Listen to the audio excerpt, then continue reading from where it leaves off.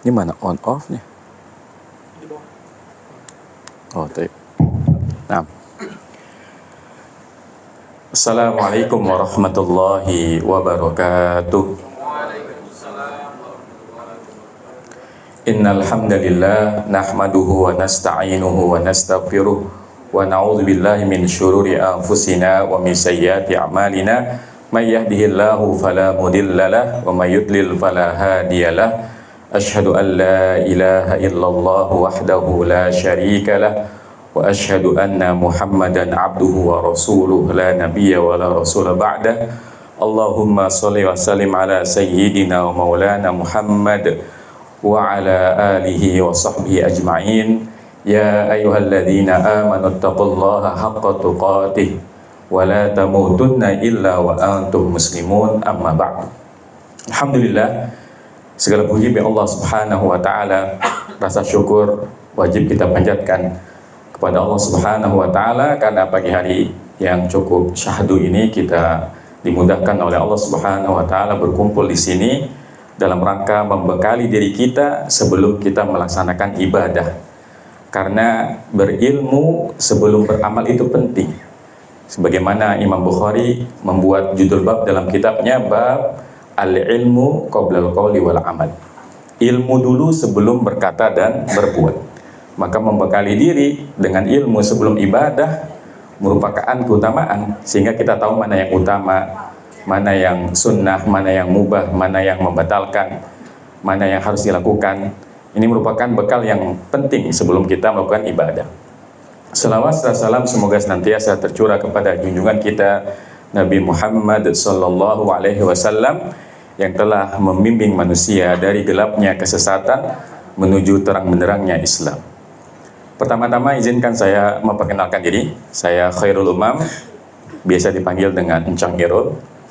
Ya, kenapa Encang? Karena memang saya asli Betawi ya. Bapak, ibu, kakek, nenek sampai keturunan ke-7 ke atas itu Betawi semuanya. 100% ya. Cuma karena saya pengen pulang kampung, soalnya kan tiap Ramadan itu siarannya selalu pulang kampung. Akhirnya saya bilang sama orang tua saya, "Mak, saya nggak mau nikah sama orang Betawi, biar bisa pulang kampung." Akhirnya saya dapat istri orang Solo ya. Alhamdulillah. Taib saya S1 di UI, jurusan Teknik Metalurgi. Kemudian saya juga mengambil jurusan dakwah di Mediu. S2 saya ambil jurusan MBA di ITB. Dan sekarang saya lagi ambil S3 di UGM, jurusan Ilmu Manajemen. Jadi emang saya orangnya senang belajar, Bapak Ibu. Hobinya belajar ya. Alhamdulillah. Taib ya. Dari sekian jamaah saya mau tahu dulu nih, kira-kira yang belum pernah umroh berapa orang? Angkat tangannya. Oh, Masya Allah ya. Ini hampir semuanya ya. Berarti ini kesempatan pertama. Kalau haji? Haji, umroh aja belum ya. Apalagi haji gitu ya. Tapi berarti ini pengalaman pertama bagi Bapak Ibu sekalian ya. Oh, Masya Allah. Berarti nanti saya dan Ustadz Hifzillah ini harus lebih membimbing ya, karena baru pengalaman pertama. Masya Allah. Tapi Bapak Ibu sekalian, dalam Islam ya, syarat diterimanya amal itu ada 2 ya. Syarat diterimanya amal itu ada 2. Yang pertama adalah ikhlas, yang kedua adalah ittiba'. Jadi syarat pertama kalau kita mau ibadah kita, apapun itu ibadahnya, mau sholat, mau umroh, puasa, sodaqoh. Ini kayaknya agak gimana ya mic-nya? Afwan. Iya, yang pertama adalah ikhlas. Artinya kita menjadikan tujuan ibadah kita adalah Allah Subhanahu wa ta'ala. Ya, karena Allah berfirman, "Wa atimmul hajja wal umrata lillah." Sempurnakanlah haji dan umrah lillah, untuk Allah. Kemudian Rasulullah sallallahu alaihi wasallam bersabda, "Innamal a'malu binniyat." Ya. Sesungguhnya amalan itu tergantung dari niatnya. Ahlan wa sahlan nih, Ustadz Febi guru saya nih ya. Masya Allah, beliau adalah direktur dari Koin. Ahlan wa marhaban Ustadz. Baik. Izin melanjutkan? Sebetulnya kalau hujan sudah datang, tayamum batal ya. Kita lanjutkan. Baik, jadi syarat diterimanya ibadah yang pertama adalah ikhlas. Kita jadikan tujuan kita umroh bukan untuk berbangga-bangga diri, bukan untuk pamer, tapi untuk Allah. Wa atimul hajja wal umrata lillah. Hati-hati nih, zaman sekarang kan ada yang dikit-dikit cekrek gitu ya, upload di Instagram, alhamdulillah selesai tua. Selesai cekrek, alhamdulillah selesai. Ya, jadi niatkan umroh kita bukan untuk pamer, bukan untuk dibilang Pak Haji. Untungnya nggak ada panggilan Pak Umroh ya. Bukan untuk membanggakan diri kita di hadapan orang lain, tapi untuk ibadah. Kemudian syarat yang kedua di dalam diterimanya ibadah adalah ittiba, mengikuti sunnah Rasulullah Sallallahu Alaihi Wasallam. Karena Allah berfirman, laqad kana lakum fi Rasulillahi uswatun hasanah. Sungguh terdapat pada diri Rasulullah Sallallahu Alaihi Wasallam teladan yang baik. Jadi kalau kita mau ibadah kita diterima oleh Allah Subhanahu Wa Taala, kita ikuti tuntunan manasik umroh yang pernah dicontohkan oleh Rasulullah Sallallahu Alaihi Wasallam. Ya, insya Allah pada pagi hari ini Allah mudahkan kita untuk sama-sama belajar manasik umroh yang insya Allah sesuai dengan sunnah Rasulullah Sallallahu Alaihi Wasallam, yaitu pengantar bahwa ibadah itu tidak akan diterima kecuali memenuhi dua syarat. Yang pertama ikhlas, dan yang kedua adalah ittiba. Ya. Yang pertama mengikhlaskan ibadah umroh kita hanya untuk Allah. Yang kedua adalah ittiba, kita mengikuti sunnah, tuntunan tata cara umroh dari Rasulullah Sallallahu Alaihi Wasallam. Taib. Apa itu umroh? Ya, umroh sama haji ini ya dua ibadah yang mirip ya. Perbedaan utama umroh sama haji apa Bapak Ibu?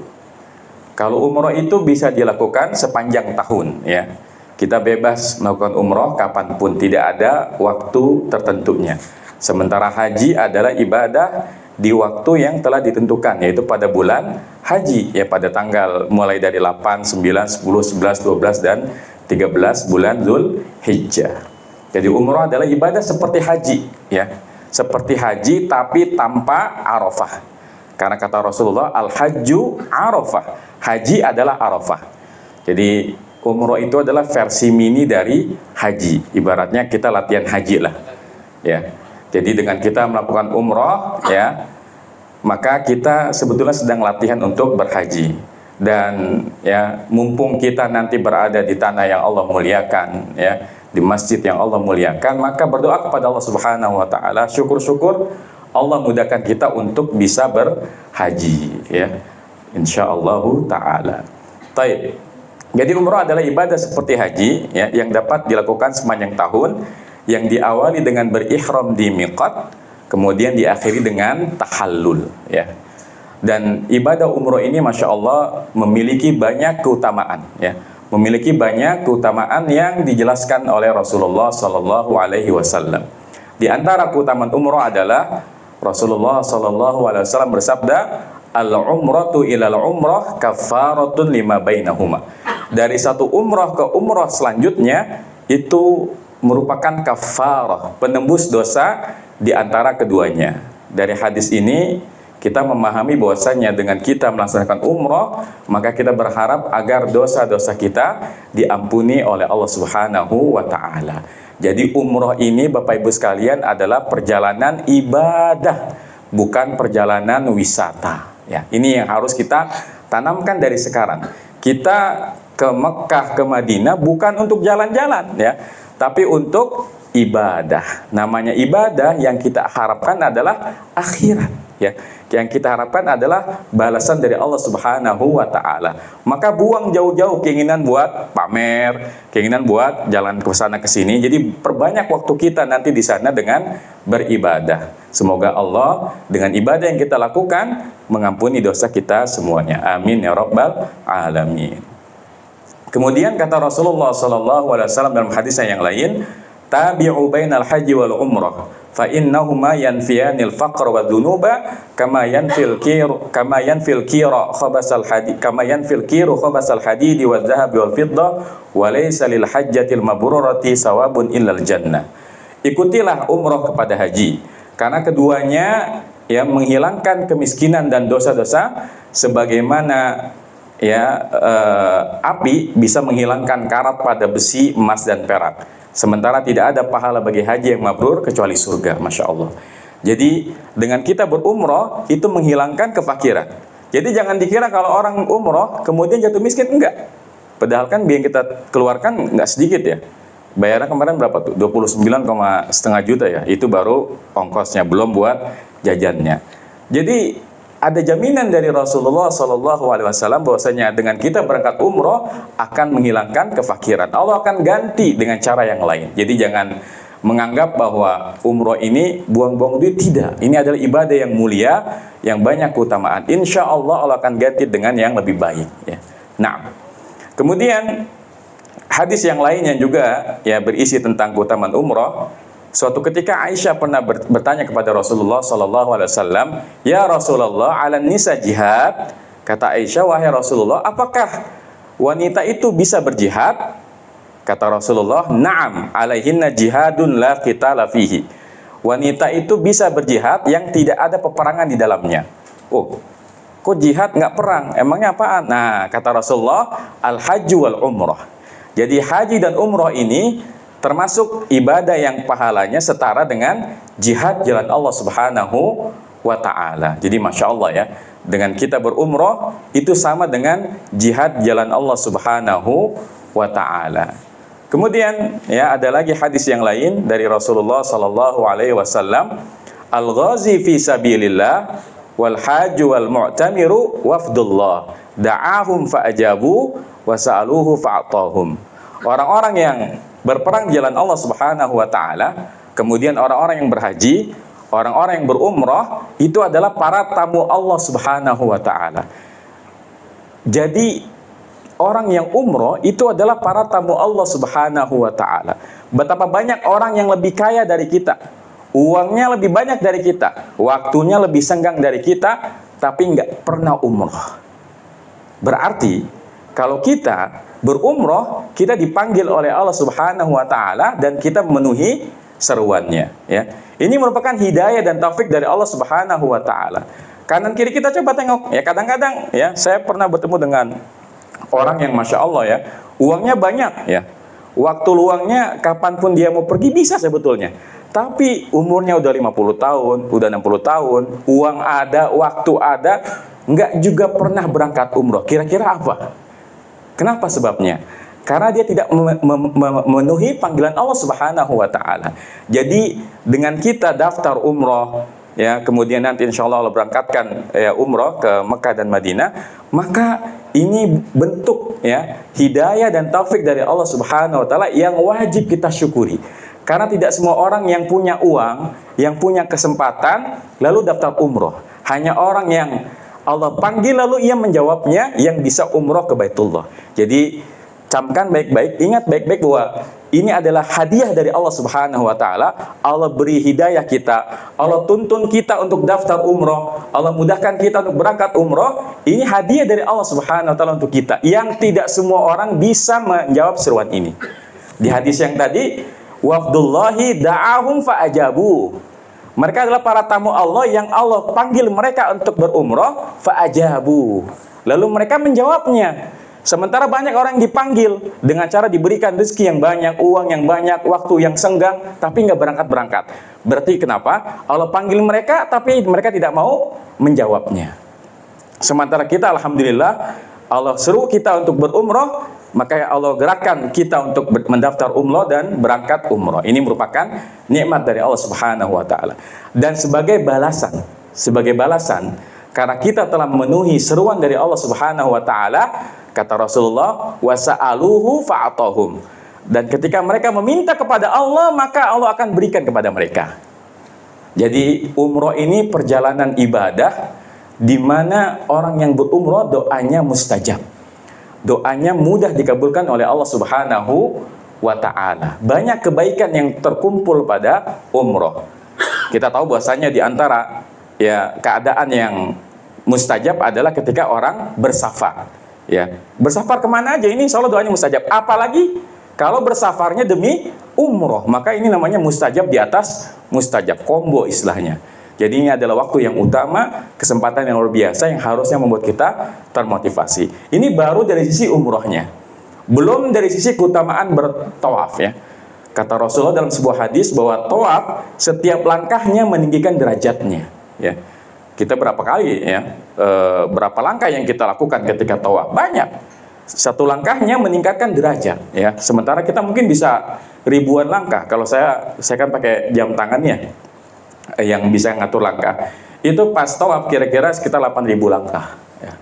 Tawaf itu kalau saya ukur pakai ini kira-kira 8.000 langkah. Itu Masya Allah, berarti 8.000 derajat. Itu baru tawafnya. Kemudian untuk sa'inya dalam sebuah hadis dikatakan orang yang melakukan sa'i antara Safa dan Marwah itu Allah berikan keutamaan seperti memerdekakan 70 budak dari keturunan Ismail. Padahal memerdekakan budak dari Afrika aja pahalanya besar. Ini budaknya dari mana? Keturunan Ismail. Yang mana kita tahu bahwa keturunan Ismail adalah keturunan Nabi. Ya, bahkan Rasulullah SAW kalau kita tarik nasabnya ketemunya kemana? Ke Nabi Ismail. Ini 70 bukan satu. Ini bukan ibadah yang main-main, ini ibadah yang pahalanya luar biasa. Makanya kita azamkan nih dari sekarang, ya, bahwa ini adalah perjalanan ibadah. Ya, kita singkirkan dulu kesibukan dunia kita. Kita stop dulu. Pegang HP boleh, komunikasi boleh, tapi dibatasilah. Ini adalah momen yang luar biasa. Jangan sampai kita ke sana malah demennya dekem aja di hotel gitu ya. Jangan, kalau bisa lebih banyak di masjid daripada di hotel ya, seperti itu. Kemudian tahallul sendiri itu satu helai yang kita cukur itu menaikkan satu derajat, menghapuskan satu dosa. Masya Allah.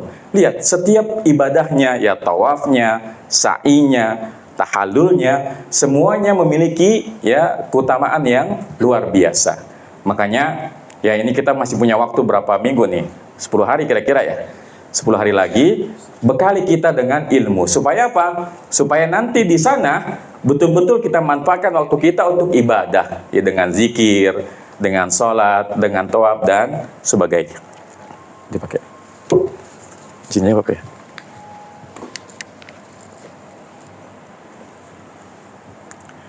Ini dikasih waktu jam berapa nih? Sampai sampai setengah 11 ya. Taib. Nah, itu udah sama prakteknya ya? Oh ya, taib. Iya. Jadi itu adalah beberapa hadis yang bicara tentang keutamaan umroh. Dari hadis-hadis tersebut kita mengetahui bahwa ini adalah ibadah yang luar biasa.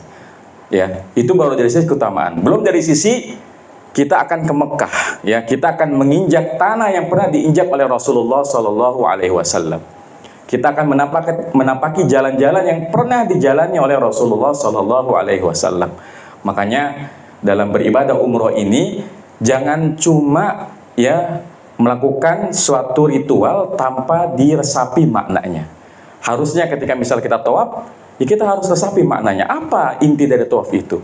Ketika kita sa'i, kita harus resapi bagaimana ya Hajar berjalan dari Safa ke Marwah mencari air sebagai bentuk tawakal kepada Allah Subhanahu wa taala, ditinggalkan oleh Nabi Ibrahim ya, ketika dia tahu bahwa ini perintah dari Allah Subhanahu wa taala, maka dia tawakal ya, tidak bersedih ya, karena dia tahu Allah pasti akan menolong hambanya yang bertawakal. Jadi ibadah umroh adalah ibadah yang luar biasa, yang begitu banyak keutamaan, bahkan ya semua keutamaan terkumpul padanya. Maka kita wajib membekali diri kita dengan persiapan yang matang ya. Nah, kita lanjutkan.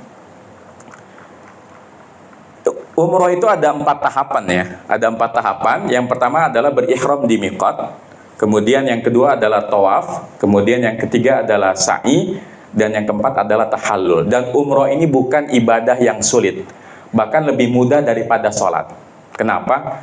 Kalau sholat kan ada bacaan-bacaan yang khusus kita baca, ya enggak? Ketika Taibul ada Al-Fatihah, ruku ada bacaannya, kemudian i'tidal ada bacaannya. Sementara kalau umroh, kalau misalnya Bapak Ibu nih, dari awal sampai akhir mingkem aja, sah nggak? Jadi tawaf mingkem, sa'i mingkem, ya, nggak baca apa-apa, sah nggak umrohnya? Sah nggak Bapak Ibu? Jadi pas tawaf nih diem aja, orang-orang ini dia diem aja. Pas sa'i 7 kali diem aja, sah nggak ibadah umrohnya? Sah, karena semua bacaan yang dibaca dalam umroh adalah sunnah. Artinya kalau tidak dilakukan tidak mengapa. Tapi sayang gitu ya, Kita ibadah malah diem aja, ya. Ini saya cuma pengen bilang bahwa umroh itu ibadah yang mudah, bukan ibadah yang sulit. Kalau sekiranya kita nggak hafal doa itu nggak apa-apa, ya. Bisa diganti dengan zikir-zikir yang kita hafal, ya, dengan sholawat, dengan tasbih, dengan tahmid dan seterusnya. Baik, kita akan bahas tahapan yang pertama dari umroh, yaitu ihram, ya, berihram di miqat. Nah, ya. Ihram, apa itu ihram? Ihram adalah pakaian khusus yang digunakan oleh orang yang berumroh. Kalau bagi laki-laki, pakaiannya berupa 2 lembar kain, ya. Ya, 2 lembar kain, yang satu digunakan sebagai sarung dan yang satu digunakan sebagai selendang. Nanti kita ada praktek pakai, nanti insya Allah. Baik, ya. Kemudian, adapun untuk perempuan, maka pakaian ihramnya adalah pakaian apapun yang penting menutupi aurat. Warnanya juga bebas, ya, nggak harus putih, ya, boleh hitam, boleh yang lainnya, ya.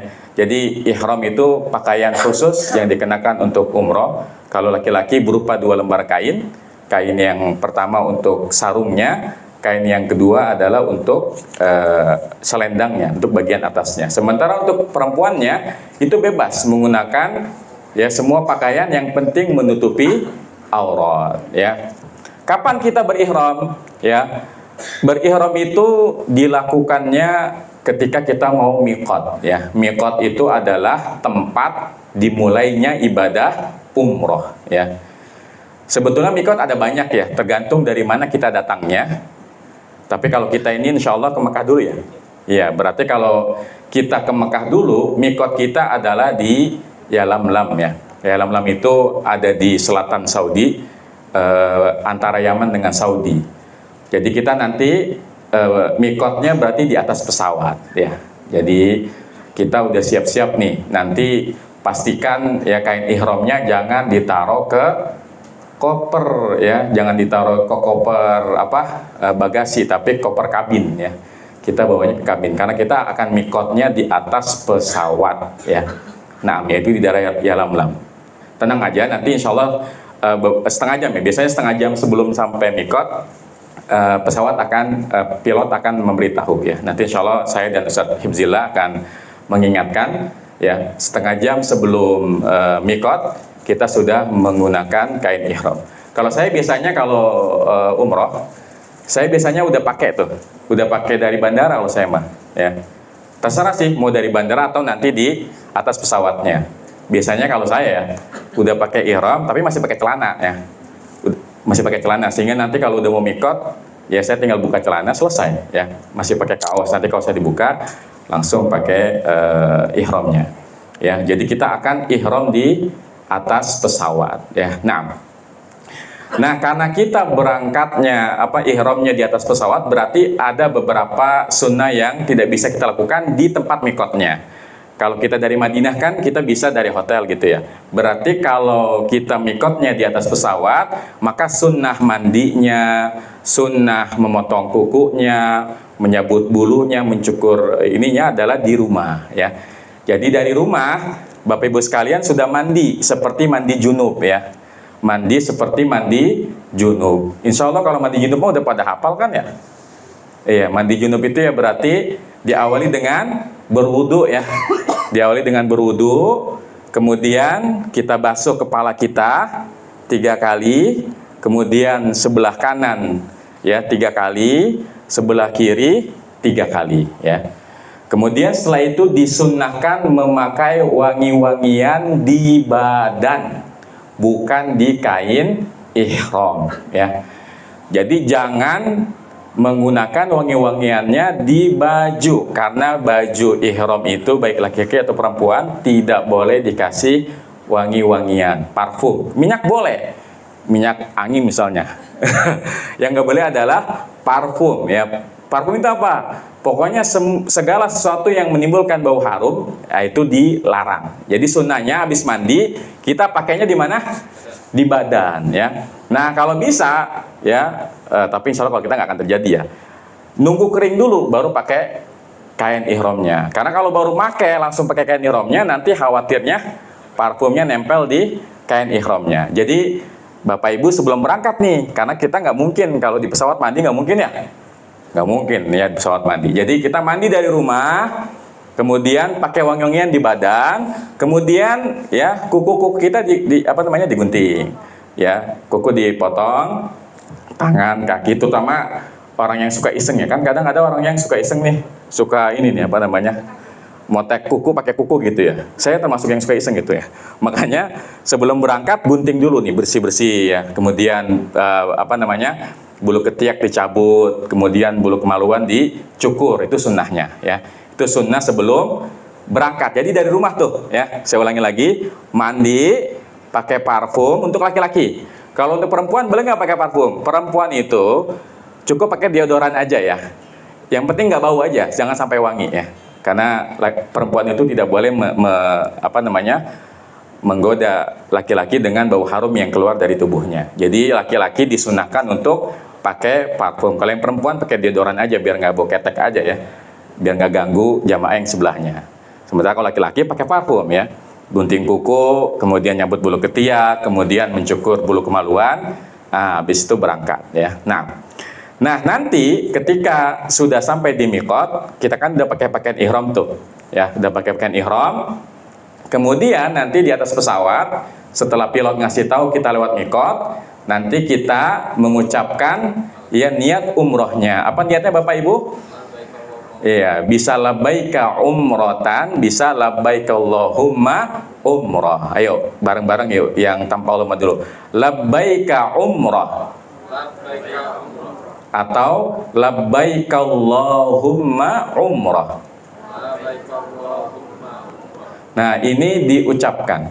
Jadi niat umroh ini adalah niat yang diucapkan. Kalau sholat kan nggak perlu diucapkan, tapi kalau umroh dia harus diucapkan ya. Kan ini syiar, makanya harus dibaca keras. Labbaik Allahumma umroh. Ini diucapkannya di miqat. Kalau kita nanti di atas pesawat ya. Nanti insya Allah saya dan Ustaz Hifzillah akan mengingatkan di atas pesawat. Labbaik Allahumma umroh. Nah, dengan kita mengucapkan labbaik Allahumma umroh di atas pesawat, tandanya apa? Ibadah umroh sudah dimulai, maka berlakulah larangan-larangan ketika ihram ya. Taib. Nah, ada catatan bagi yang sakit atau wanita yang kira-kira dia khawatir ketika nanti umroh malah haid, dia bisa mengucapkan ya kalimat tambahan. Allahumma mahilli haitsu hasabtani ya. Itu bahasa Arabnya. Atau boleh pakai bahasa Indonesia. Ya Allah, tempat tahallulku adalah tempat di mana Engkau menahanku. Dengan seseorang mengucapkan ini, ya misalnya nanti qadarullah dia nggak bisa melanjutkan umrohnya, maka dia tidak perlu membayar dam. Cukup tahallul, tidak perlu membayar dam. Ya, jadi kalau misalnya ada yang sakit, ya misalnya qadarullah nanti pas berangkat malah sakit, dan dia khawatir nih nggak akan selesai nanti umrohnya, maka boleh menambahkan kalimat Allahumma mahilli haitsu hasabtani. Ya Allah, tempat ya tahallulku adalah di mana Engkau menahanku ya. Artinya kalau kita qadarullah tidak bisa meneruskan, ini tidak perlu membayar dam ya. Nah, karena kalau kita tidak membacakan lafaz ini, kalau qadarullah nanti kita nggak selesai, maka kita harus membayar dam berupa menyembelih seekor kambing ya. Nah, baik. Jadi dengan kita mengucapkan labbaik Allahumma umroh, berlakulah ya larangan-larangan ihram. Apa saja yang dilarang ketika ini? Bisa dilihat di layar ya. Larangan-larangannya mungkin kebawahin. Ya. Ya. Pertama disunahkan dulu ya. Jadi kalau sudah mengucapkan lafaz umroh tadi, kita disunahkan banyak-banyak bertalbiyah. Insya Allah pada hafal semuanya ya. Labbaik Allahumma labbaik. Yuk ikutin yuk. Labbaik Allahumma labbaik. Labbaik la syarika laka labbaik. Innal hamda wan ni'mata laka wal mulk la syarika lak. Nah ini lafaz talbiyah ini disunahkan dibaca sebanyak-banyaknya ya. Disunahkan dibaca sebanyak-banyaknya. Dan kita mungkin jarak dari Jeddah nanti ya, mikot kita kan nggak lama setelah kita mikot, kita akan landing di Jeddah. Dari Jeddah kita akan jalan ke Mekah ya, maka perbanyak membaca talbiyah ya. Lafaznya insya Allah udah Hafal semuanya ya? Coba saya mau dengarkan. Wahid, isnan, salasa. Labbaik Allahumma labbaik. Labbaik la syarika laka labbaik. Innal hamda wan ni'mata laka wal mulk la syarika lak. Naam. Ini dibaca terus sampai kapan? Sampai selesai. Sampai kita melihat Ka'bah, ya. Jadi dari kita mulai ihram di mikot tadi baca labbaik Allahumma umrah, disunahkan membaca ini terus menerus ratusan kali atau mungkin ribuan kali kalau sampai, ya, karena ini merupakan sunnah yang paling utama. Tapi misalnya capek, saya capek nih, talbiyah terus, bisa ganti dengan salawat misalnya, Allahumma sholli ala Muhammad wa ala ali Muhammad. Saat saya capek salawat, bisa zikir subhanallah wa bihamdi subhanallahil azim. Jadi yang penting diisi dengan kalimah thayyibah, ya. Boleh dengan zikir, dengan doa, boleh dengan baca Quran. Tapi kalau mikotnya di Alam Lam nggak jauh lah ya, karena sekitar 3 jaman lah totalnya. Beda kalau mikotnya di Dzulhulaifah dari Madinah tuh, itu kan perjalanan bis sekitar 5 jam atau 6 jam gitu ya, panjang. Kalau yang ihram mikotnya di Yalam Lam nggak panjang waktunya, hanya 3 jam. Nah, selama kita berihram ada beberapa larangan ya. Yang pertama adalah dilarang mencukur rambut atau bulu, semua bulu di badan, mau bulu hidung kayak, mau kumis ya, mau rambut, itu nggak boleh iseng-iseng misalnya cabut, nggak boleh, itu dilarang. Kemudian tidak boleh menggunting kuku, baik dengan gunting ataupun dengan sesama kuku. Kadang-kadang kan ada yang iseng ya di perjalanan gitu ya. Jangan ya, jangan kita menggunting kuku. Kemudian tidak boleh menutup kepala bagi laki-laki. Jadi yang laki-laki nggak boleh pakai peci ya. Gimana kalau payung Bapak Ibu? Boleh nggak payung? Hah? Boleh, betul ya. Gimana kalau payungnya nempel di kepala? Boleh nggak? Kan ada model payung yang itu ya, yang ditempel di kepala. Boleh nggak tuh? Hah? Boleh nggak kalau payungnya ditempelin di kepala? Hah? Nggak boleh ya. Jadi tidak boleh ya. Kalau nempel di kepala nggak boleh, karena sama aja kayak pakai penutup kepala. Kalau pakai payung, payung kan nggak nutup kepala ya, itu boleh ya. Termasuk nggak boleh, misalnya di bis kedinginan gitu ya, terus dia keredongan gitu ya, selendangnya ditutupin sampai kepalanya, boleh nggak? Nggak boleh ya. Jadi menutup kepala dengan apapun ya, pokoknya semua yang nempel ke kepala itu nggak boleh. Kemudian untuk laki-laki nggak boleh menggunakan sepatu yang menutupi mata kaki ya. Jadi pakai sendal aja ya. Bapak-bapak ini besok pakai sendal aja. Kalaupun pakai sepatu boleh, cuma sepatunya kalau bisa yang nafas ya, yang bolong-bolong dan tidak menutup kedua mata kaki ya. Kemudian tidak boleh menggunakan parfum ya. Jadi kalau sudah berihram udah nggak boleh ya. Tadi baru mandi nggak apa-apa, itu sunnah malah ya. Kalau baru mandi pakai parfum di badan sunnah. Tapi kalau sudah pakai ihram, sudah mikot, terkena larangan pakai parfum ya. Kemudian tidak boleh berburu ya. Mungkin kalau zaman sekarang mah susah berburu ya. Zaman dulu masih mungkin, kan dia naik onta mungkin ngelihat ada rusak di jalan ya udah diburu gitu ya. Kalau kita kan mau buru apaan gitu ya. Nah, kemudian tidak boleh melamar wanita, tidak boleh menikah atau menikahkan ya. Kemudian tidak boleh jima ya. Ini ya sabar dulu lah ya. Kan paling cuma berapa jam sih ya. Nggak nyampe sehari kalau umroh mah. Kita begitu nyampe Jeddah paling ke hotel istirahat sebentar, habis itu langsung umroh. Hari itu juga insya Allah selesai. Tidak boleh pula bercumbu ya. Bercumbu itu ya berarti ya apa namanya, suami mendekati istri ya, itu nggak boleh ya. Mendekati di sini maksudnya misalnya Noel gitu ya. Jadi dijaga ya, sabar dulu lah, paling cuma berapa jam insya Allah selesai. Selama pakai pakaian ihram tidak boleh bercumbu ya. Jadi nanti suami istri jaga jarak ya, jaga jarak ya, sabar dikit ya, insya Allah ntar ada waktunya. Nah, itu yang tidak diperbolehkan. Kemudian yang diperbolehkan adalah mandi dengan sabun. Boleh nggak mandi dengan sabun? Hah? Mandi dengan sabun boleh nggak? Boleh dengan syarat sabunnya nggak wangi. Zaman sekarang mah nggak ada ya, semua sabun wangi ya. Ya mungkin kalau kita pakai sabun zaman dulu tuh kan ada tuh ya, sabun yang nggak ada wangi itu boleh ya. Jadi ntar nih misalnya kita nyampe hotel, gerah kan, Mau mandi dulu boleh, tapi mandinya nggak usah pakai apa-apa ya. Mandinya cuma pakai air aja. Tadi saya lupa ya, itu buat laki-laki. Kalau untuk perempuan, larangannya tambahannya adalah tidak boleh pakai cadar ya. Yang kedua, tidak boleh menutup tangan dengan sarung tangan. Itu tambahan buat perempuan. Jadi yang bercadar harus membuka cadarnya dan tidak boleh pakai sarung tangan. Ya, jadi banyakkan buat laki-laki ya larangannya daripada untuk perempuan. Lalu yang bercadar gimana Ustadz kalau misalnya ada ikhwan lewat depan saya?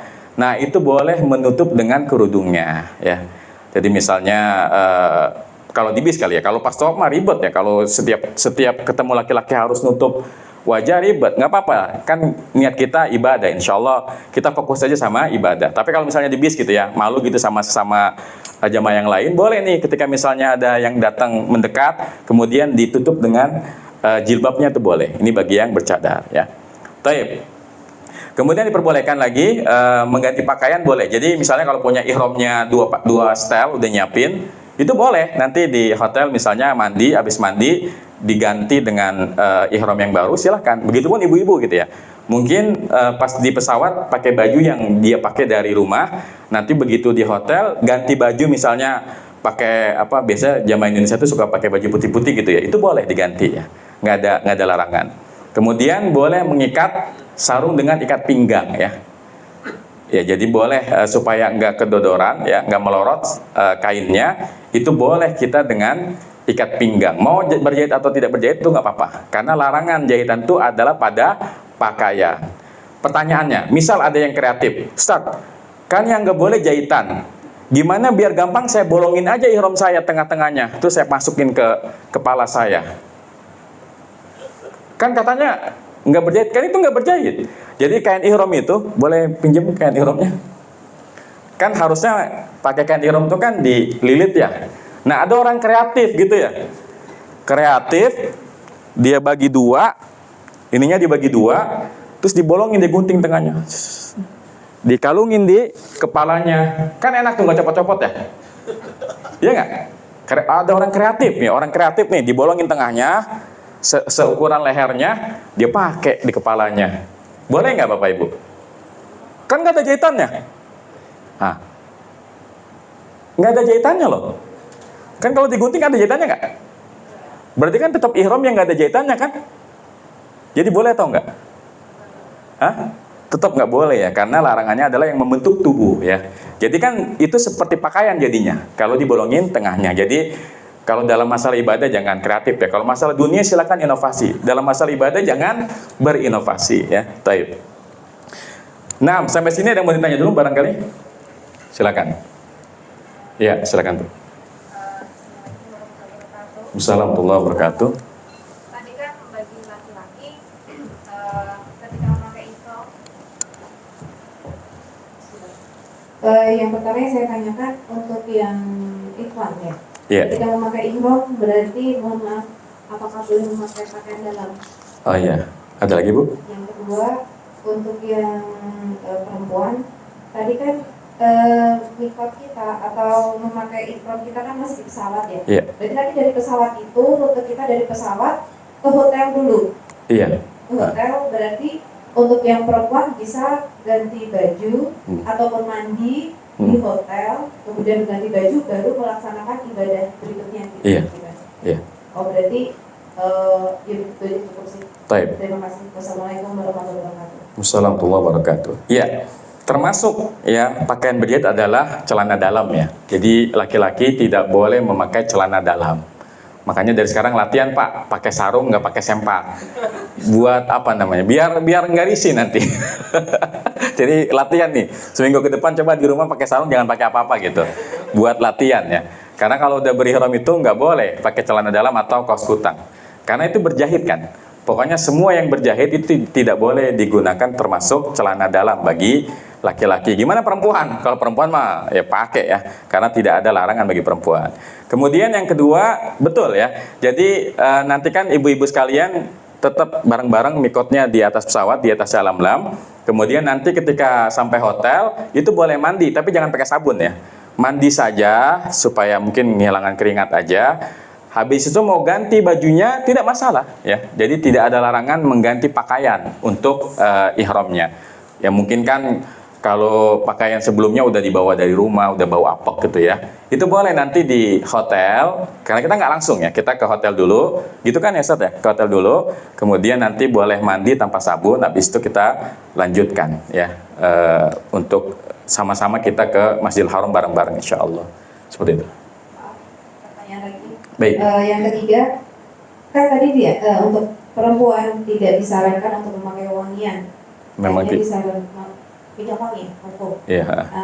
Disarankan untuk memakai deodoran saja. Iya. Kalau misalkan kita pakai pelembut pakaian tuh, pewangi pakaiannya, itu boleh nggak? Oke. Iya. Iya. Jadi, nah ini hati-hati untuk perempuan ya. Memang perempuan ini kan bebas pakai pakaiannya, tapi pastikan pakaian itu tidak menimbulkan wangi-wangian. Memang ada beberapa ulama yang memberikan rukhsah gitu ya. Karena kan kalau kita misalnya nyuci pakai rinso, itu kan ada wanginya ya. Nah ini masuk dalam kaidah fikih, apa namanya? Yasbutu taba'an ma la yasbutu istiqlalan ya. Yasbutu taba'an ma la yasbutu istiqlalan. Sebenarnya ketika kita nyuci baju tujuannya apa? Nyuci kan, bukan ngasih parfumnya kan. Wangi itu adalah ikutan dari mencuci.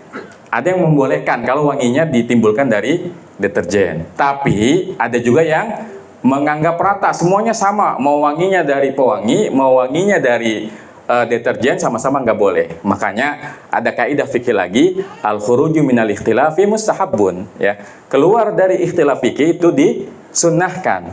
Lebih bagus. Artinya daripada kita mengambil pendapat yang riskan karena ada yang bilang nggak boleh, ya udah mendingan kalau untuk pakaian yang kita pakai sebagai pakaian ihram, jangan dicuci pakai deterjen yang ada wanginya. Itu lebih selamat insya Allah ya. Lebih selamat. Termasuk ihram nih, kan nanti dibagikan ihramnya. Mungkin ada yang nggak suka dengan bau pakaian baru dicuci. Nah, itu nyucinya jangan pakai deterjen yang menimbulkan wangi-wangian, supaya kita keluar dari istilah para ulama, supaya lebih aman ya, kayak gitu. Jadi lebih baik tidak pakai deterjen ya, atau kalaupun ada deterjen yang nggak wangi sama sekali silakan seperti itu ya. Nah, ada lagi barangkali yang lain mungkin? Oh, taib. Iya. Oh, ada ya? Oh, afwan, ngasih. Kita lanjut dulu ya. Katanya nanti ada sesi terakhir ya untuk tanya jawab. Tapi mungkin sekarang kita praktek pakai baju ihram dulu ya, atau nanti ada di terakhir biasanya urutannya? Hah? Lanjut aja, nanti aja terakhir ya. Prakteknya nanti dulu aja ya. Sekarang cari dulu aja ya. Baik. Nanti kan kita sudah berihram ya di Miqat, kemudian sudah naik bis ke hotel, kemudian dari hotel kita siap-siap ke Ka'bah. Mungkin boleh ditampilkan gambar Ka'bahnya?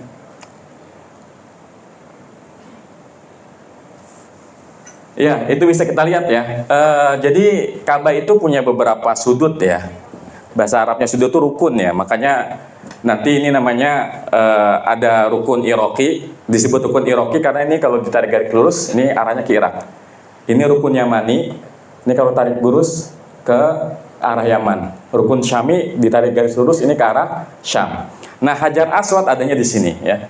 Ini Hajar Aswad ya. Nah, kemudian ini namanya Multazam. Multazam itu adalah antara Hajar Aswad dengan pintu Ka'bah. Ini termasuk area yang mustajab ya. Kemudian di sini ada Hijr Ismail. Kemudian di sini ada Maqam Ibrahim. Taib. Anggap kita nanti sudah masuk ya ke Ka'bah. Maka ya kita masuk masjid, tentu kita menggunakan kaki sebelah kanan sambil doa masuk masjid. Insya Allah udah hafal semuanya ya. Apa doa masuk masjid? Allahumma ftahli abwaba rahmatik. Taib. Kemudian ya, setelah kita masuk masjid, kita melihat Ka'bah ya, melihat Ka'bah untuk pertama kalinya, masya Allah, itu luar biasa ya. Ternyata Ka'bah yang selama ini kita sholat menghadap situ, hari itu kita akan saksikan di ya depan kita sendiri. Maka ada doa yang diajarkan oleh Umar bin Khattab ya ketika melihat Ka'bah. Doanya adalah Allahumma, seperti doa setelah sholat, Allahumma antas salam wa minkas salam fahayyina rabbana bis salam. Itu diantara doa yang disunnahkan. Allahumma antas salam wa minkas salam fahayyina rabbana bis salam. Nah, setelah itu yang laki-laki itu disunahkan untuk ittiba. Jadi sebelum tawaf disunahkan untuk ittiba. Ittiba itu apa? Ittiba itu membuka bahu sebelah kanan ya. Jadi nanti sebelum kita mulai tawaf 7 kali, kita melakukan ittiba ya. Jadi kita buka bahu sebelah kanan ya sebelum kita mulai tawaf. Baik. Apa itu tawaf? Tawaf adalah mengelilingi Ka'bah sebanyak 7 kali ya. Dan tawaf adalah satu-satunya rukun umroh yang wajib dalam keadaan bersuci ya. Kalau tadi kita mikot itu nggak harus dalam keadaan berwudu. Tapi kalau ini ya ketika kita tawaf harus dalam keadaan berwudu. Makanya dari hotel ya sebelum kita berangkat pastikan tuh ya yang di perut udah dikeluarin semuanya, depan belakang keluarin semuanya. Biar apa? Biar pas tawaf tuntas, jangan beser tengah jalan. Jadi kalau bisa nih di hotel manfaatkan untuk ngeluarin semua yang ada ya. Karena tawaf ini rukun umroh yang wajib dalam keadaan suci ya. Taib. Tawaf itu 7 kali ya. Cara ngitung 7 kali gimana? Ini mungkin ada miniaturnya sekalian aja lah ya. Pakai ini aja ya. Ini Hajar Aswad kan di sini kan. 7 kali itu ngitungnya gimana? Dimulai dari mana? Dimulai dari Hajar Aswad, kemudian diakhiri dengan Hajar Aswad. Ya, jadi mulainya dari sini. Nah, nanti insya Allah kita masuknya dari sini nih. Kalau dari masjid, arah pintu masuk kita tuh dari sini. Nah, tadi kan masuk masjid, ya Allahumma ftah li abwaaba rahmatik. Ya, kemudian kita melihat Ka'bah, Allahumma antas salam wa minkas salam, fa hayyina rabbana bisalam. Kemudian kita ittiba. Ittiba itu yang laki-laki ya, disunahkan untuk menampakkan yang bahu sebelah kanannya. Kemudian umroh dimulai dari Hajar Aswad. Jadi kita mulainya harus dari sini ya. Kalau misalnya kita masuknya dari sini, misalnya ya, jangan dihitung dulu. Ngitungnya itu kalau udah lewat sini ya. Jadi misalnya qadarullah kita masuknya dari sini nih misalnya. Misalnya dari daerah sini, ini jangan dihitung. Belum dihitung, nanti dihitungnya nolnya dari sini. Nah, pas dari sini baru dihitung ke sana 1 kali ya. Jadi tergantung nanti masuknya. Mudah-mudahan kita bisa mulainya dari sini supaya langsung dihitung ya. Kemudian apa yang kita lakukan ketika sudah dekat Ka'bah? Yang paling utama adalah mencium Hajar Aswad. Ini yang paling utama. Kita datang, tapi ini nggak mungkin ya, nggak mungkin karena rame. Kalau Bapak Ibu mau mencium Hajar Aswad, jangan saat tawaf umroh, nanti aja saat tawaf sunnah ya. Karena kita berkelompok, nanti aja kalau menyium pas tawaf sunnah. Tawaf sunnah itu bisa dilakukan kapan aja, terserah Ibu. Kalau pas tawaf umroh, saya sarankan jangan dulu ya. Saya sarankan jangan dulu. Jadi yang paling afdol adalah menciumnya. Kalau nggak bisa mencium, kita usap dengan tangan kita, ya. Kan ramai itu orang, kita usap, kemudian tangan kita yang kita cium. Kalau nggak bisa juga, cukup memberikan isyarat dari jauh, ya, dengan mengucapkan apa? Bismillahi Allahu Akbar, ya. Bismillahi Allahu Akbar. Ya, jadi ada 3 urutannya. Kalau bisa mencium itu paling utama. Nggak bisa diusap pakai tangan, nggak bisa pakai tongkat. Nggak bisa, ya udah pakai isyarat dari jauh. Bismillahi Allahu Akbar.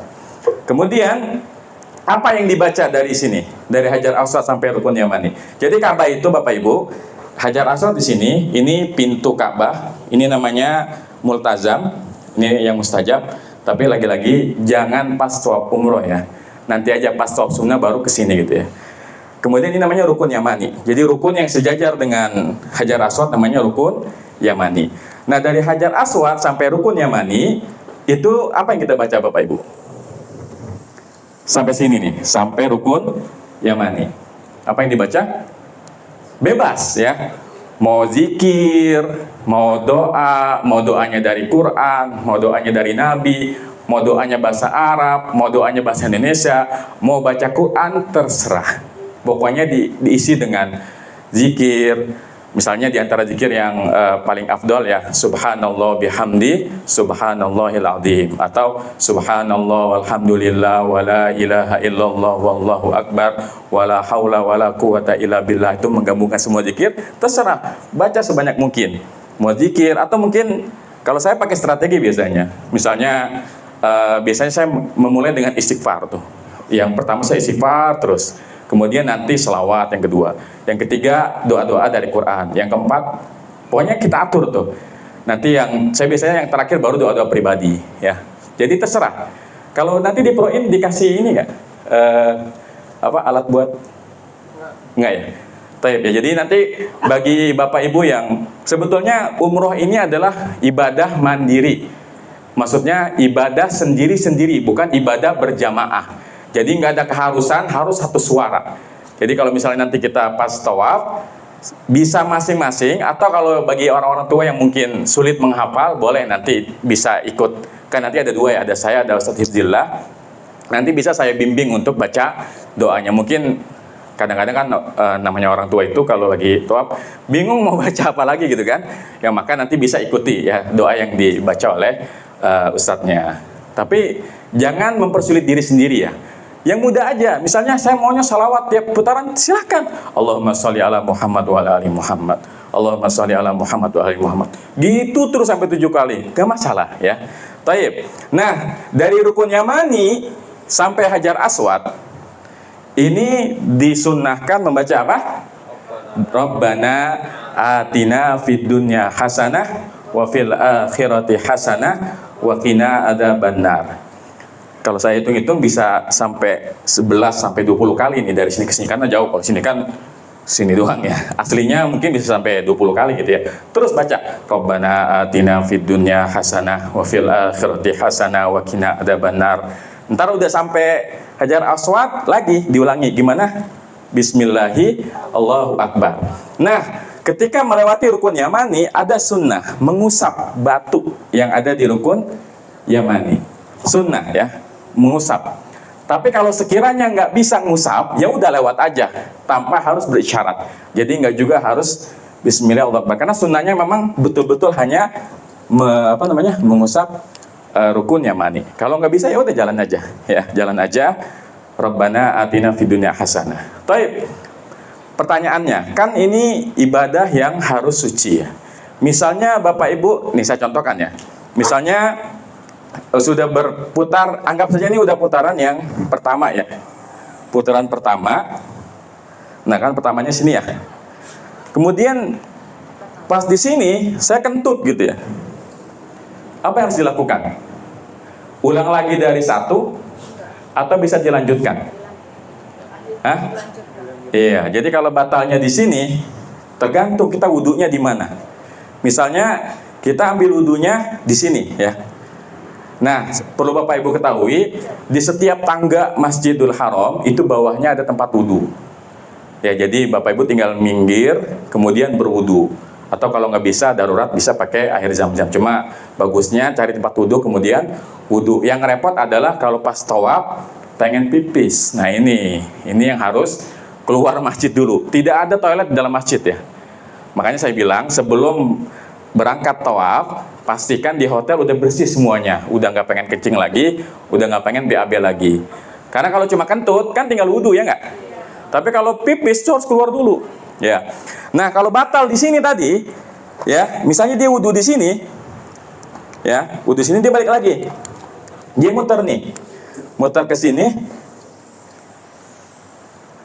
sampai Hajar Aswad. Nah, dia udah muter berapa kali? Hitung nggak tadi putarannya? Hitung nggak? Nggak hitung. Kenapa? Karena dia mulainya bukan dari Hajar Aswad. Kecuali kalau dia mundur. Wudunya di sini. Wudu di sini dia lanjut lagi, baru itu kehitung satu putaran. Jadi putaran itu kehitungnya dari Hajar Aswad.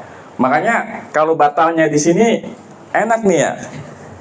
Misalnya batalnya di sini nih. Kan tinggal wudu di sini, balik lagi. Nah, ini langsung hitung kan? Iya. Tapi kalau di sini, batalnya di sini. Muter dulu baru dihitung dari sini. Paham ya Bapak Ibu ya? Jadi putaran Hajar Aswad itu kehitungnya bila dimulainya dari Hajar Aswad. Kalau batalnya di sini nggak hitung, ya. Ima dia mundur, tapi kayaknya nggak mungkin kalau mundur ditabrak orang. Mendingan maju aja ya, seperti itu. Nah itu 7 putaran tawaf. Kemudian anggap sudah 7 kali ya. Sudah 7 kali apa yang dilakukan Bapak Ibu? Kalau udah 7 kali ngapain? Di sini nanti ada makom Ibrahim. Makom bukan makam ya. Makom itu dulu bekas pijakan Nabi Ibrahim. Disunahkan sholat di belakang makom Ibrahim. Ya, 2 rakaat ya. Kalau memungkinkan, ya. Biasanya nanti akan disediakan area sama askar sama tentara di belakang. Kita bisa sholat di situ 2 rakaat. Rakaat pertama membaca surah Al-Kafirun. Rakaat kedua membaca surah Al-Ikhlas. Jadi sholat sunnah 2 rakaat. Kira-kira di sinilah posisinya. Tapi kalau sekiranya nggak bisa, nggak apa-apa, agak minggir ke sini. Jadi di mana aja bisa. Kalau memang tidak memungkinkan. Yang paling afdal memang tepat di belakang makam Ibrahim. Cuma zaman sekarang nggak mungkin bisa, karena itu tempat orang tohab. Askar pasti ngelarang ya, pasti disuruh ke belakang. Baik, ya. Ketika tadi selesai menuju makam Ibrahim, kita membaca apa? Wattakhidhu mim maqami Ibrahimah musalla, ya. Jadi selesai 7 kali wattakhidhu mim maqami Ibrahimah musalla, kita dekati makam Ibrahim, salat sunnah 2 rakaat di situ. Habis itu disunahkan minum air Zam-Zam. Jadi posisinya pas tuh Bapak Ibu. Ketika kita jalan ke sini, nanti di situ tuh berjejer termos-termos ya. Banyak termos isinya air Zam-Zam. Maka disunahkan kita minum air Zam-Zam. Meminum sebagiannya dan sebagiannya lagi diguyur ke kepala. Itu sunnah ya. Ya. Perempuan juga sama tapi dikit aja. Nggak usah sampai lepek ya. Jadi cuma sebatas diusap aja. Jadi iya di luar aja, diusap aja. Jadi cukup diusap aja. Kemudian ketika minum air Zam-Zam, doanya ada ya? Ada. Gimana doanya? Allahumma inni as'aluka. Ini kayak doa setelah sholat, cuma ujungnya diganti. Allahumma inni as'aluka ilman nafi'ah wa rizqan thayyibah wa shifaan min kulli da. Kan kalau habis sholat apa? Wa amalan mutaqabbala gitu ya. Kalau ini wa shifaan min kulli da. Kemudian diminum. Minumnya diri apa duduk? Duduk. Iya, yang afdol adalah duduk. Meskipun ada riwayat ya dari Ali bahwa Ali meminum Zam-Zam sambil berdiri, karena memang zaman tersebut air Zam-Zam nggak kayak zaman sekarang. Zaman dulu kan Zam-Zam masih sumur ya. Kalau zaman sekarang kan Zam-Zam udah di termos dan kita bisa duduk ya. Kalau zaman tersebut mungkin kalau minumnya sambil diri akan menghalangi orang yang lain. Jadi yang lebih afdol minum air Zam-Zam sambil duduk. Kemudian setelah kita minum air Zam-Zam, maka disunahkan yang afdol adalah kembali ke Hajar Aswad. Kenapa ada sunnah ini? Karena dulu sumur Zam-Zam itu di sini. Sumur Zam-Zam sekarang udah ditutup ya sama pemerintah Saudi. Jadi sumur bawah tanah. Kalau dulu sumur di sini. Makanya wajar kalau Rasulullah tuh habis minum air Zam-Zam ke Hajar Aswad lagi, karena rutenya sumur di sini minum ke Hajar Aswad, Bukit Sofa memang di situ. Tapi kalau rute sekarang kita minum air Zam-Zamnya di sini. Jalannya harus dari sejajar sama Marwah nih ke atas. Makanya kita nggak akan mungkin bisa balik lagi ke sana, cukup dengan isyarat aja. Bismillahi, Allahu Akbar, baru kita lanjutkan ke sa'i. Silakan dibuka yang sa'i. Nah, misalnya tadi habis minum Zam-Zam kita buang angin, kentut, kan batal tuh wudunya. Boleh nggak sa'i? Boleh nggak sa'i? Boleh. Kenapa? Karena tidak disyaratkan suci ketika sa'i. Jadi nggak masalah. Kalau kita batal setelah itu, silakan dilanjutkan aja. Ya, kita akan ke Bukit Sofa. Apa yang kita baca Bapak Ibu ketika mau naik ke Sofa? Innas Sofa wal Marwata min sya'airillah. Ayo ikuti. Innas Sofa wal Marwata min sya'airillah. Nah, itu kita baca. Kemudian kita membaca abda'u bima bada'allahu bih ya. Habis kita baca ayat yang tadi innas safa wal marwata min sya'airillah, kita baca abda'u bima bada'allahu bih. Aku memulai dengan apa yang telah Allah mulai. Lalu kita lanjut ke Bukit Sofa ya. Jadi memang rutenya kayak gitu Bapak Ibu. Dari Hajar Aswad, kemudian di sini ada Zam-Zam, kemudian kita jalan ke atas, naik ke atas Sofa. Jangan dibayangkan gunungnya, karena sekarang gunungnya ada ketutup sama masjid ya. Jadi jangan menggambarkan ada gunung tengah-tengahnya padang pasir, enggak ya. Ini keramik semua ya, granit semuanya. Jadi kita naik ke Bukit Sofa ya. Nah itu, sofa itu sekarang udah kayak gitu ya. Jadi jangan bayangkan masih gunung-gunung terus ada pasirnya, enggak. Tapi udah masuk ke dalam Masjidil Haram ya. Kemudian di atas bukit sofa, ya, apa yang kita lakukan Bapak Ibu? Kita hadapkan wajah kita ke arah Ka'bah ya. Ke arah Ka'bah. Kemudian kita membaca doa apa? Allahu Akbar, Allahu Akbar, Allahu Akbar. La ilaha illallah wahdahu la syarikalah, lahul mulku wa lahul hamdu, yuhyi wa yumit, wa huwa ala kulli syai'in qadir. La ilaha illallah wahdah, anjaza wa'dah, wa nasara abdah, wa hazamal ahzaba wahdah. Ini dibaca berapa kali? 3 kali. Jadi diulang lagi tuh. Ya, seperti yang ada di layar ya. Jadi Allahu Akbar, Allahu Akbar, Allahu Akbar, la ilaha illallah wahdahu la syarikalah, lahul mulku wa lahul hamdu, yuhyi wa yumit, wa huwa ala kulli syai'in qadir. La ilaha illallah wahdah, anjaza wa'dah, wa nasara 'abdah, wa hazamal ahzaba wahdah. Sudah baca 3 kali, habis itu Bapak Ibu mau doa pribadi silakan. Ya. Jadi mau doa dulu silakan. Mau langsung turun juga silakan. Ya. Jadi kita turun. Nah, sa'i itu sama seperti tawaf 7 kali, cuma beda cara ngitungnya. Kalau cara ngitung sa'i gimana? Dari Safa ke Marwah hitungannya berapa? 1 kali. Marwah ke Safa 1. Jadi 7 kali itu kita selesainya di mana kira-kira? Di Safa apa di Marwah? 7 kali. Marwah ya.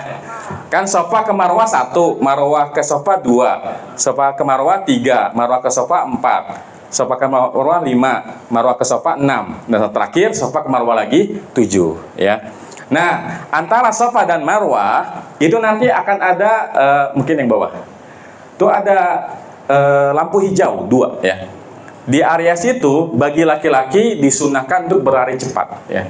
Kalau perempuan jalan santai aja. Tapi kalau laki-laki, kalau nanti ada lampu kayak gitu, ya, mungkin yang atasnya lebih jelas. Nanti ada lampu hijau kayak gitu tuh di gambar. Itu yang laki-laki sambil lari ya. Ya jadi lari cepat sambil baca. Ya sebenarnya bacaannya bebas, tapi diantara yang dicontohkan oleh sahabat adalah Allahumma gfir warham wa antal a'azzul akram. Mungkin boleh tunjukkan doanya. Atasnya. Iya. Allahumma boleh Robbi gfir warham wa antal a'azzul akram. Ayo ikuti. Robbi gfir warham, atau pelan-pelan ya. Robbi gfir warham wa antal a'azzul akram. Nah itu yang dibaca selama kita lari di lampu hijau. Adapun yang ibu-ibu santai aja, jalan aja. Rabbi gfir warham wa antal azul akram. Rabbi gfir warham wa antal azul akram. Rabbi gfir warham wa antal azul akram.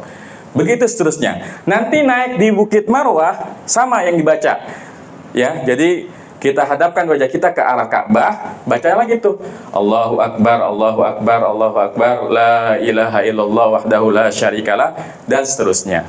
Nah, ini kita lakukan selama ya sebanyak 7 kali. Kalau sudah 7 kali, maka selesai sa'i kita, tinggal yang terakhir. Apa yang terakhir? Tahallul ya. Tahallul itu bagi laki-laki ada 2 pilihan ya. Boleh cukup dipendekin aja. Misalnya kita bilang sama barbershopnya 1 senti aja gitu ya, atau botak gundul. Terutama yang mau mengulang umrohnya. Pro ini insya Allah memfasilitasi Ustadz ya.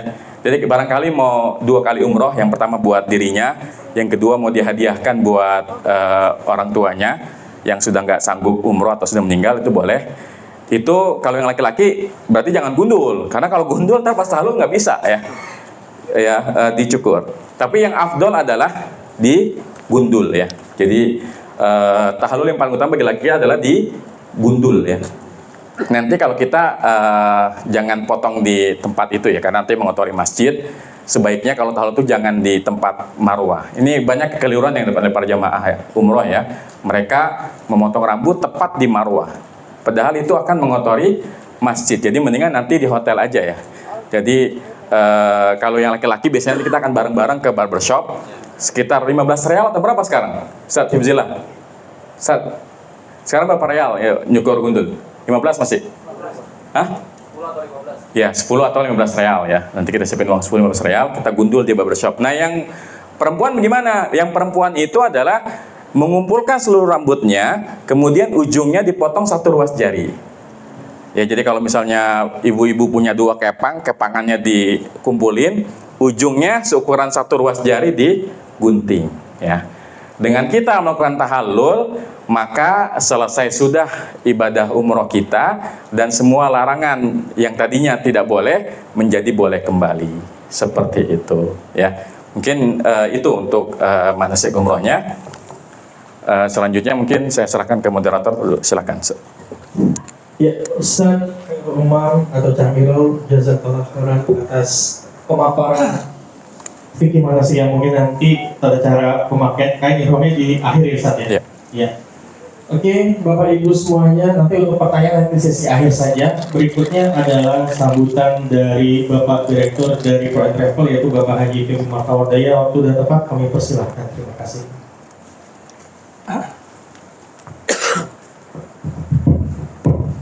Cik. Bismillahirrahmanirrahim. Assalamualaikum warahmatullahi wabarakatuh. Waalaikumsalam warahmatullahi wabarakatuh.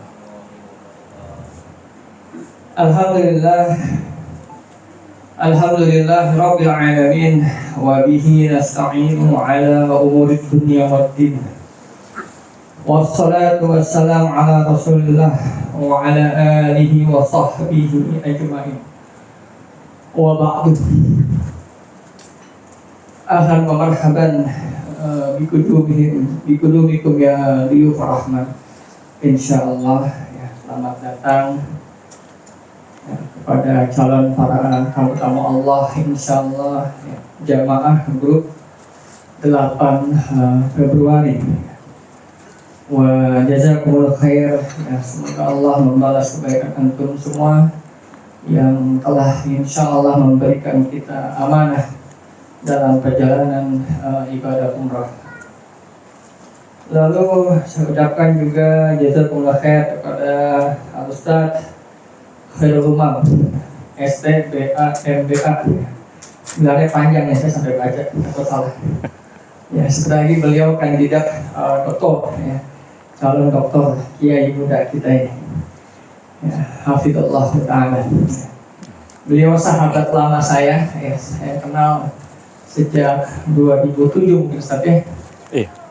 2007 saya kenal di Yogyakarta ya, kita sama-sama kuliah bareng ya, jadi sebuah kebahagiaan bertemu dengan sobat lama.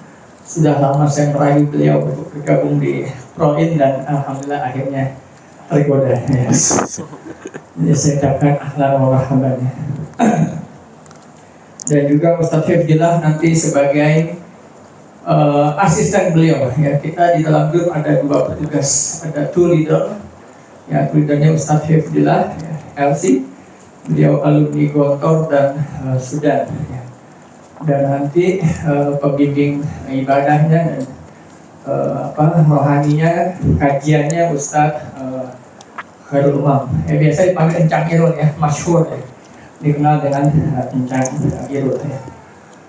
Dan juga ahlan Ustadz Atni Kurniawan LC ya, masya Allah saya antum di sampingan ini. Ya, beliau insya Allah berkenan hadir ya, insya Allah beliau membimbing di 22 Februari. Bapak Ibu dirahmati Allah tabaraka wa taala ya. Alhamdulillah tadi kita sudah jelas mendengarkan paparan dari Ustadz Khairul ya. Nah, panggil Ustadz Khairul aja kali ya Ustadz ya. Lebih akrab ya Ustadz Khairul. Ya. Dan saya berharap Bapak Ibu tadi memperhatikan dan juga insya Allah masih ada waktu 10 hari untuk murajaah tanya jawab di grup dan bisa buka YouTube kami untuk melihat beberapa video-video dari guru kami juga ada kita posting ya, sehingga terus. Dan tentunya kenapa ya, karena berkata Ibnu Ruslan dalam Az-Zubat ya, wa kullu man bi ghairi ilmin ya'malu a'maluhu mardudatun la tuqbal. ya setiap amal yang tidak didasarkan oleh ilmu, maka amal-amalnya akan tertolak. Ya. Maka tentunya kita berharap ya, amal-amal kita diterima, ya. Tentunya dengan kita belajar dan terus belajar. Ya. Walaupun kita memahami bahwa dalam hal masalah fikih ini pasti akan banyak pendapat-pendapat yang mungkin telah dipelajari sebelumnya ya. Nah, ala kulli hal kami di Proin membuka ya, siapapun yang sekiranya ada yang mereka pelajari berbeda dengan apa yang kita pelajari, ya itu terbuka, nggak apa-apa ya. Yang penting kita sama-sama belajar dan diskusi. Ini menarik bahkan ya, lebih menarik ya. Jadi kalau diisi dengan ilmu selama kita 7 hari atau 8 hari justru kita membahas tentang fikih umroh dan semakin banyak wawasan yang kita dapat. Masya Allah ya. Kenapa? Ya karena umroh saat ini banyak sudah lifestyle ya, gaya hidup saja ya. Tapi hikmahnya tadi disampaikan oleh Ustaz Irul, Masya Allah ya, terkait dengan niat apalagi ya. Ya bahkan kita berdoa ya, Wallaha arjul manna bil ikhlas likai yakuna mujibal khalas, kata Ibnu Subad, kata Ibnu Subad ya. Saya berharap kepada Allah diberi nikmat ikhlas ya, agar amalan kita menjadi hanya kepada Allah Subhanahu wa taala. Nah, ini ikhlas niat ya, ini penting sekali ya. Mengingat Masya Allah, saya perlu sampaikan juga bahwasanya umrah di Februari ini Masya Allah ya, ini crowded, sangat penuh ya. Saya juga tidak tahu ya, kenapa, ada apa di Februari ya. Sampai saya bertanya-tanya gitu. Pada Februari saya lihat tanggal Islam itu Isra Mi'raj ya adanya. Biasanya kalau dari tanggal Islam biasanya Maulid ya itu ramai. Ya, atau Ramadan pasti yang ramai. Nah, kalau dari sisi tanggal miladi ya, biasanya Desember yang ramai karena libur. Ya, ini subhanallah Februari ini penuh. Ya, kita saja ada 3 grup masih kurang sebenarnya. Ya, 3 grup aja kita masih kurang. Masih banyak yang mau daftar. Dan tiket pesawat penuh semua. Yang luar biasa lagi, hotel penuh. Ya, hotel penuh. Ya, jadi tentu Bapak Ibu akan merasakan ketidaknyamanan. Ya, maka tadi disampaikan Ustaz Irul benar ya, kita bukan jalan-jalan. Bahkan kadang-kadang yang jalan-jalan aja masih bahagia dengan kepenuhan. Tapi ketika ibadah malah merasa kesal ya, atau kecewa dan nggak sabar ya. Padahal kalau orang ngantri di Dufan aja itu buat naik orang narik dia roller coaster aja itu bisa ngantri berjam-jam gitu ya. Tapi kayaknya saya pastikan bahagia itu ngobrol ketawa ya. Padahal cuma mau diputar-putarin bikin pusing, dapat pahala juga enggak ya. Tapi kadang kita malahan ya, yang kita nanti berbesar-besarkan penuh, ngantri di hotel juga penuh, nunggu lift penuh ya, malah kita kadang-kadang mengeluh. Nah ini yang kadang-kadang perlulah dari awal kita luruskan niat kita, fasahihin niat qabla al-amali ya, kita luruskan kembali niat kita sebelum kita beramal. Karena saya gambarkan dari sekarang ya apa adanya, bahwasanya kondisi terupdate itu sangat penuh ya, tapi sangat penuh di bulan Februari ya. Kadang saya juga bingung, ada jamaah ngantri di hotel di foto ceklek ngantri nih, Masya Allah ya. Saya kira ya, maksud saya karena saya jadi bingung ya, yang namanya hotel pasti ngantri Bu ya, pasti ngantri. Yang namanya juga keluarnya bareng, waktu sholat bareng ya, waktu zuhur keluar bareng dari kamar, waktu asar keluar barengnya, pasti mau sebanyak shift apapun pasti akan ngantri ya. Kecuali ibu keluarnya jam 9 pagi itu kosong lift ya, gitu. Jadi ini saya gambar-gambar mau makan ngantri. Nah ini yang kalau kita dibekali oleh niat dan bertujuan ibadah, maka nanti akan tenang hati kita. Kenapa? Karena dalam sabda dikatakan walakinna ala qadri nafaqatiki aw nasabiki. Ya, pahalanya saja yang kita tuju tadi, kadarnya itu adalah nafkah dan kesulitan usaha. Ya, usaha. Makanya Imam Zarkashi dikatakan ketika menyampaikan kaidah tentang amal, al-amalu kullama kasra wa syaqqa kana afdalu mimma laisa kadzalik. Amal ketika dia banyak sudah disampaikan oleh Ustaz bagaimana pahalanya, kurang banyak apa tadi? Sampai tawaf aja ya didoakan. Rambut yang dicukur dihitung. Wah udah nggak kebayang deh banyak ya. Dari berangkat sampai semuanya pahala semua isinya. Jadi jelas amalnya kasura ya. Syakok, saya sampaikan tadi, syakok. Saya jujur saja, syakok. Ya, kita akan banyak kesulitan. Ya, tentunya kita senantiasa berdoa agar dimudahkan. Makanya senantiasa berdoa Allahumma yassiru wa la tu'assiru, ya. Senantiasa berdoa dimudahkan. Tapi secara kondisi betul, ya kita dalam kondisi yang syakok, penuh, padat. Tapi ingat, kalau ini berniat pahala, maka itu lebih afdol dibandingkan selain keduanya. Ini kata Imam Az-Zarkashi, rahimahullah rahmatan wasi'atan. Ini gambaran seperti ini bukan saya menakut-nakuti, bukan, tapi tujuannya supaya kita tersampaikan informasi dan kita siap. Kita siap apapun kondisinya, insya Allah kita hadapi. Jujur ya, kami di dunia travel ini dalam kondisi yang penuh dengan ujian ya. Ya, pada saat awal-awal harga tiket melambung tinggi. Ya, aftur tinggi, masya Allah itu baru sejarah saya menemukan harga tiket kenaikannya luar biasa presentasinya. Ya. Tapi setelah kita jalani baru-baru ini Januari ujian lagi muncul, hotel naik 300%. Ya, dan media semua memberitakan ya. Bahkan Republika membuat sebuah simulasi kenaikan. 300% itu kalau hitungan akuntansinya itu 20% dari harga paket. Ya, makanya saya bingung nih, manajer operasional kita nggak naikin angka harga jemaah, nggak tahu apa dia salah hitung apa dia, masya Allah baik gitu ya nggak naikin ya. Tapi mudah-mudahan ya, alhamdulillah kita tidak menarik uang lagi dari jemaah. Tapi secara hitungan jujur ya itu sudah masuk di berita, memang kenaikan hotel 300%. Ya. Kok bisa? Ini bisa. Pakai sistem ekonomi yang dia pakai. Ya, demand tinggi, ya, supply sedikit, saatnya menaikkan barangnya. Ya, jadi demandnya tinggi, supply-nya hotelnya nggak cukup. Ya. Nah ini terkait dengan dunia travel. Makanya saya katakan, selalu saya sampaikan bahwa travel itu tidak ada atau bukan tidak ada. Kalau saya pribadi tidak berani mengatakan service excellent. Ya, saya tidak berani membuat pro-in service excellent. Saya bahkan membantah itu. Ya. Kenapa? Karena dunia travel umroh haji ini tidak ada yang bisa memberikan excellent menurut saya. Wallahu a'lam. Ya. Disebabkan dua hal. Yang pertama, unpredictable, tidak pernah bisa diprediksi. Siapa yang bisa prediksi bulan Februari seperti ini? Tidak ada. Ya, semua ahli dunia travel tidak akan pernah bisa prediksi. Kenaikan tiket kemarin, after tidak ada yang naik. Dolar naik, tidak ada yang prediksi.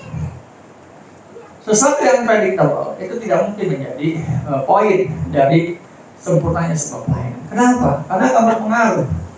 Ya, berpengaruh pada harga, pada operasional. Ya. Contoh saja kasus saya waktu di bulan ketika, ya, itu Bandara Jeddah, ya, Bandara Terminal itu melakukan tidak bisa memprediksi tamu-tamunya pulang di hari Syawal. Ya. Bayangkan Bu, ya, itu terjadi clash crowded, bandara tidak bisa menampung jamaah sehingga delay berhari-hari. Nah, tuan rumahnya aja nggak bisa prediksi, ya, apalagi kita. Ya, nah itu.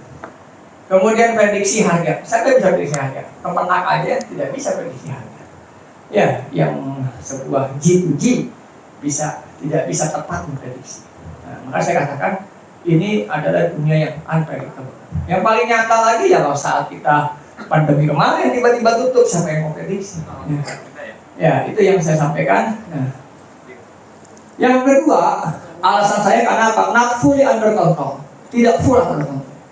Ya, dunia travel ini tidak dipegang full penuh oleh travel. Kenapa? Karena terlalu banyak pihak yang bekerja sama.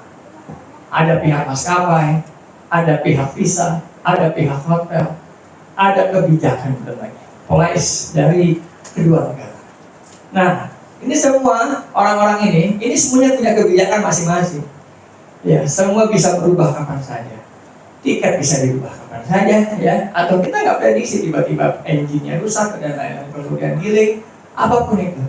Ya, apakah kita bisa full under control? Kalau sih gimana? Udah nggak mau tahu, rubah aja. Ya, pesawatnya di-delay 4 jam karena engine. Nggak mau tahu, saya ganti pesawat baru berangkat hari ini. Bisa? Nggak bisa. Siapa yang bisa? Nggak ada yang bisa. Ya, bahkan saya pernah ngalamin dulu, ya, pesawat haji udah setengah jalan dari Jeddah, udah nyampe, baru jalan 45 menit balik lagi pesawatnya. Balik lagi. Saya turun. Ya. Namanya RTB, Return to Bus. Return to Base. Ya ke base di Jeddah. Wah, orang marah-marah saya minta supaya ada pesawat baru. Saya bilang nggak ada, nggak bisa, tunggu 8 jam lagi. Nah, ini yang saya bilang, banyak visa juga sama begitu.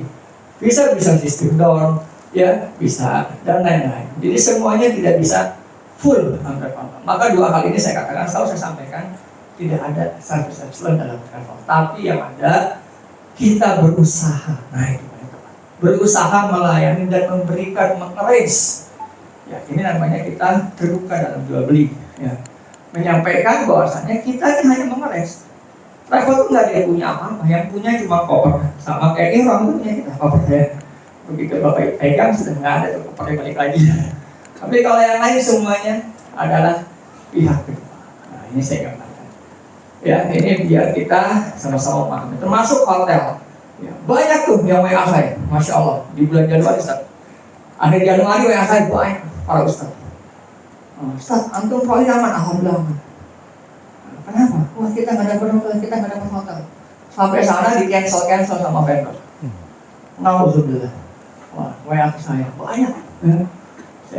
Ya, apakah saya bisa menyelesaikan? Ya, enggak juga. Ya, saya juga belum tentu bisa menyelesaikan. Bahkan selevel asosiasi pun sudah kewalahan dengan permasalahan ini. Ya, jadi ini yang saya katakan.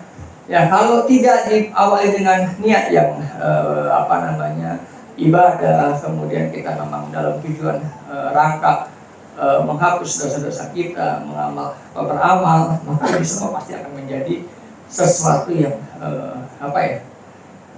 kolak ya, stres. Tapi ketika kita hadapi bersama, mudah-mudahan ya insya Allah ya kita senantiasa berdoa, terus berdoa. Saya katakan terus berdoa. Ya, tiket Bapak Ibu sudah sudah cetak tiket semua.